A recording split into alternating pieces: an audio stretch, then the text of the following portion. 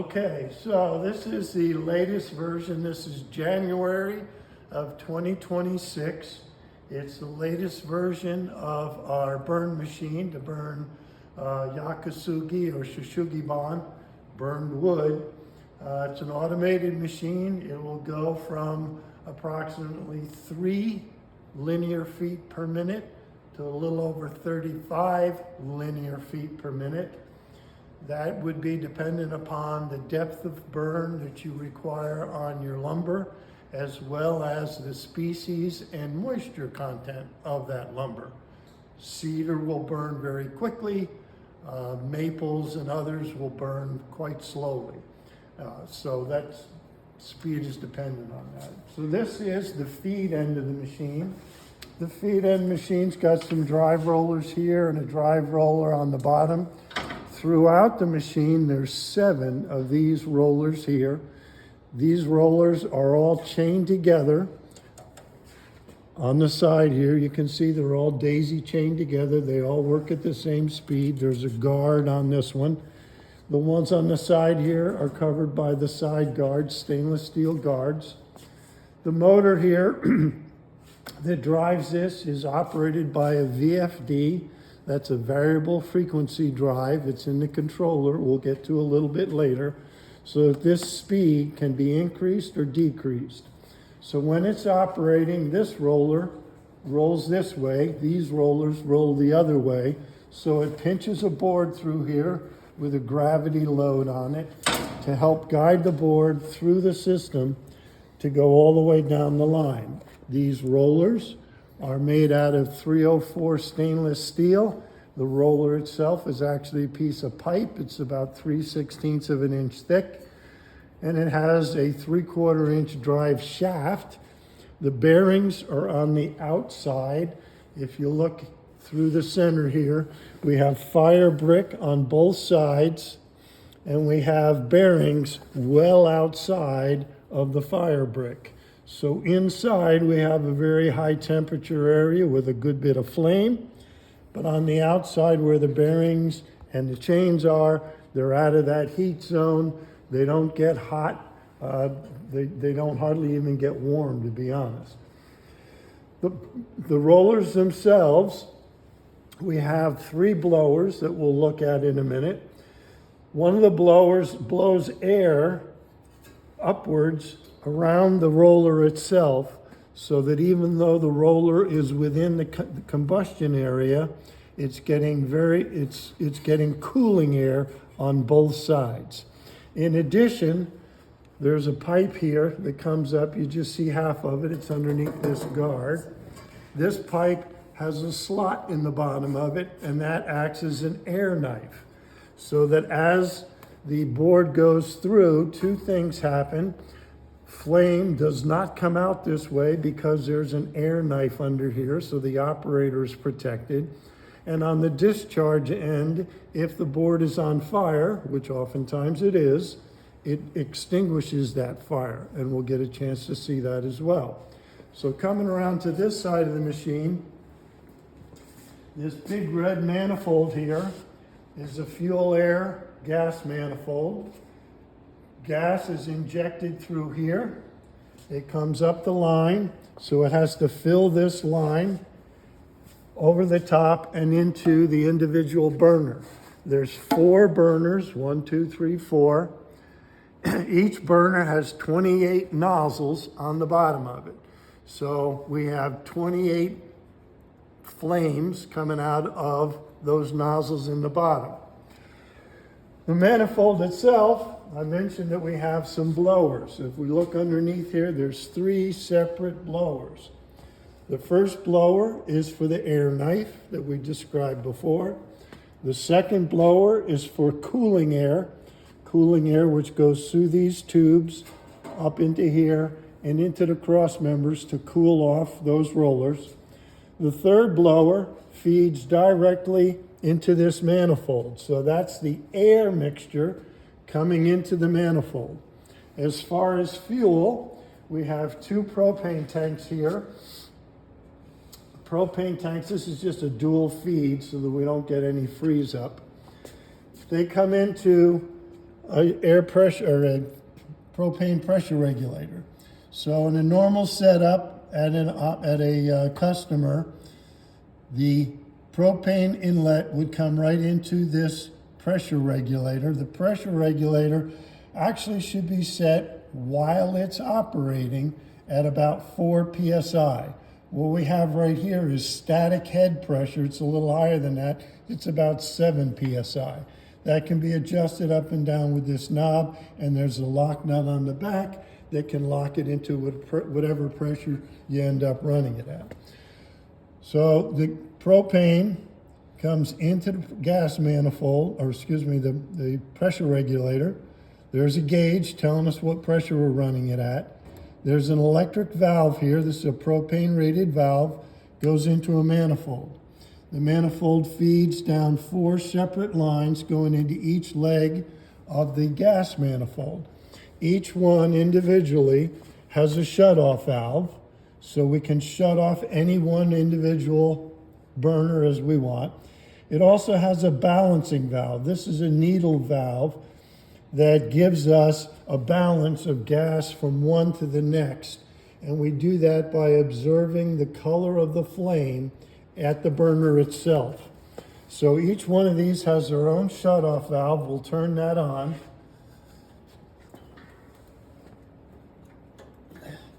We've already run it, so these valves are all balanced. The electric valve, when we operate it, you'll hear it go click, and what'll happen is gas will start here. It'll feed through these lines into the manifold, mix with the air that's already on, and it takes a little bit of time from when the gas comes on to when the burner actually fires off, and we'll see that as well. So we'll move on around to the discharge end. One of the things I failed to mention is that both the discharge and the inlet ends, there's an e-stop button. The e-stop button is a standard e-stop style. You press it, it holds in. In order to reset it, you have to twist it. E-stop is a 2-step operation. One, you have to reset the push button, and 2, you have to restart it at the control panel. And we'll talk about that when we get there. So the other thing that we have here is these guys right here are igniters. So the gas is automatically ignited by a glowing igniter that ignites the gas fuel air mixed. Those igniters come off of a wire race here. So the wire race feeds into the igniters. It also feeds the motors, and it feeds the gas shutoff valve on the other side. On the sides, we have some stainless steel guards. At this end, we have the junction box. The junction box takes all the components that are mounted on the machine, terminates in here, and then we have an umbilical cord about 12 feet long that goes to our controller. This is so that you can place this controller wherever you need to, according to your installation. It can go in the middle of the machine, it can go down at either end. The controller itself, as we mentioned, has got 2 inverter drives. This one is for the combustion blower, so that I can increase or decrease the amount of air that goes into the combustion manifold. And this one is for the conveyor, so I can increase or decrease the conveyor speed. So we basically have 3 variables that we can control in order to get the desired burn. First is the amount of air, and correspondingly the amount of fuel on the propane. We can increase the pressure or decrease the pressure to get more or less propane. So we can have those burners with 28 nozzles just having a little finger of flame come down, or we can have it roaring depending upon how fast and how hard you want to burn. So the 3 variables then are how intense the burner is, air and fuel, and how fast the board goes through. Obviously, the faster the board goes through, the less the burn. Sometimes you just want a light burn, sometimes you want a real heavy burn. It all depends on your particular product and your customer's desire. Inside the controller itself, we have several circuit breakers. Circuit breakers this is a 220 single phase power panel. 220 single phase does get broken down to two separate legs of 110 because the gas valve and the igniters all operate off of 110. Also, all the lights and enunciators work off of 110. So we have the main power circuit breaker here. It's a 40 amp 220. When we say 220, it goes all the way down to 208 and all the way up to 240. Doesn't matter, it's the same voltage as far as the control is concerned. So the main circuit breaker turns on and off the main input power. We provide a power cord. The power cord requires two legs of the 220, a neutral, and a ground. So it's a 4-wire 220 single phase circuit. Input power comes in through here. That can be hardwired, it can be a plug, whatever it is that works well at your location. We have 5 relays here. The first relay is the power relay. So when I turn a switch over here, that switch turns a relay to apply that power. We have the e-stop relay. The e-stop relay is disengaged with the e-stop buttons. There's 3 of them, one at the inlet and the discharge end of the system. Also one on the control panel right here. The next one is for the cooling air. Is this guy? I just checked the label to make sure I show the right one. This one's for cooling air. The cooling air blower is not operated by a VFD. It's just an on-off. And as a result of that, it has its circuit breaker. This is the circuit breaker for just the cooling air. This guy here is for the air knife. Similarly to the cooling air, it's just an on-off. It has its own circuit protection. And the last one is for the gas valve. So the gas valve has got a couple different reasons why it would or would not turn on and off, basically based on the e-stop. So that's operated off of a relay. Both inverters have circuit protection built into the inverter itself, so the blower does not have a separate circuit breaker and the conveyor does not have a separate circuit breaker. So we'll close this up. I can't do that with my finger. Got a screwdriver there, Tim?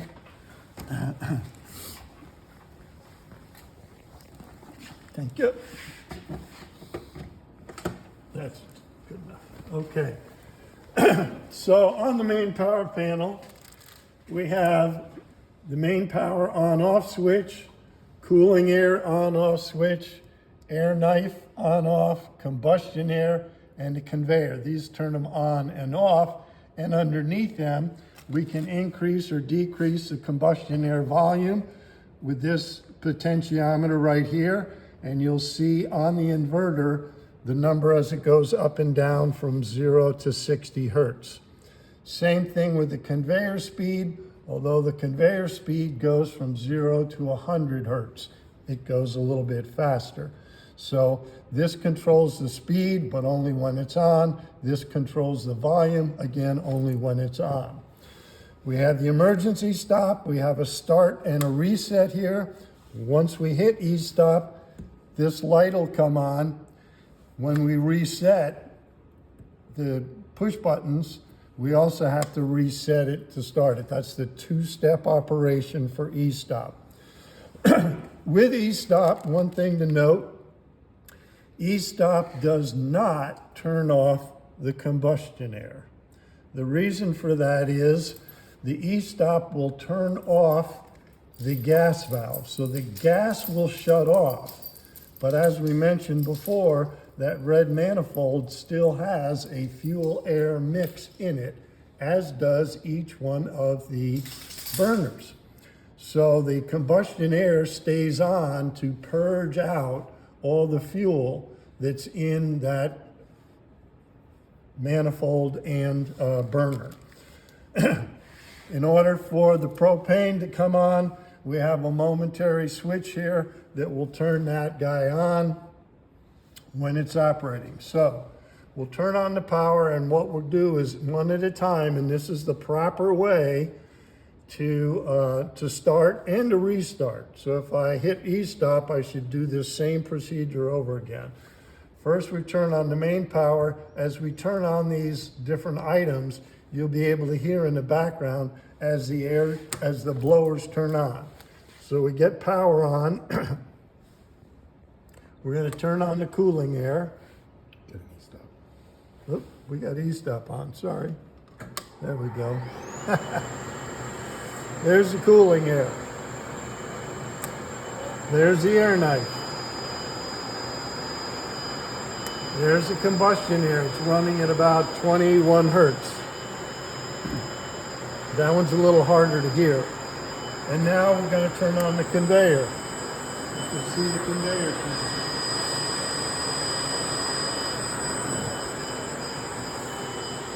Now when I turn on the propane, you're going to hear the gas valve go click.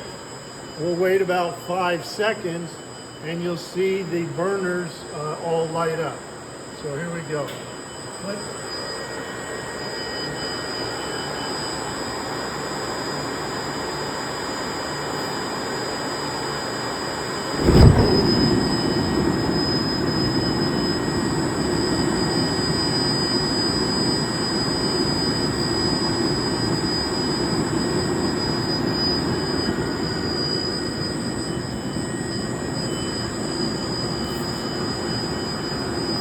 Now we're going to go ahead and take a board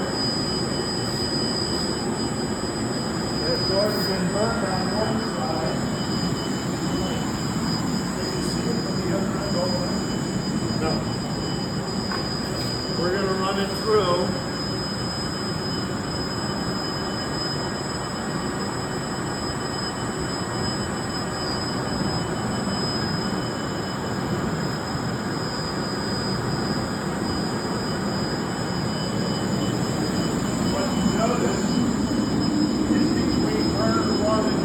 Not much of a flame. As you start to hit burner 2 and 3, you see more flame coming up and through. By the time you get down to the end, you get even more flame coming up and through.